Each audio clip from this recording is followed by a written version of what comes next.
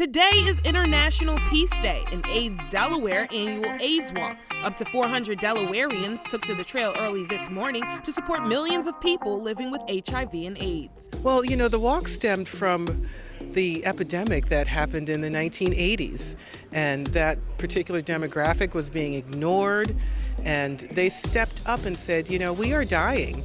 So walk started, and that's really how it happened. 36.7 million, that's the population currently living with HIV or AIDS, with only 70% that know their status. In Delaware's county, 3,537 people have been fighting the disease since 2018. Now, our walk is 33 years old today, although, our organizations, AIDS Delaware and the Delaware HIV Consortium, have been around a little bit longer, but they were the initiators of the walk.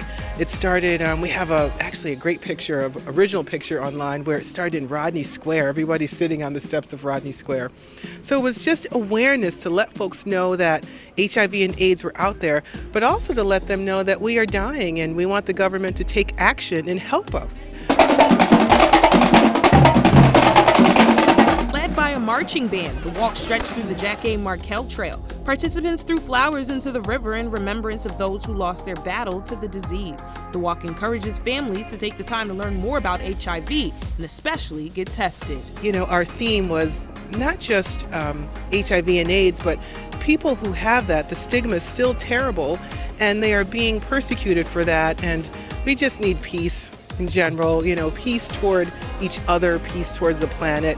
And so we're here to say that even if you have HIV and AIDS, it's you can't get it by shaking hands, you can't get it by touching, but we want people to know that please come out, get tested, even though you think you may not be able. What I should say is, even though you think you are not in the group that could have HIV, you just never know. HIV has no race, age, or religion and affects people from all different walks of life. If you want to make a difference and volunteer to improve the quality of life for people that live in your community, AIDS Delaware encourages you to visit aidsdelaware.org.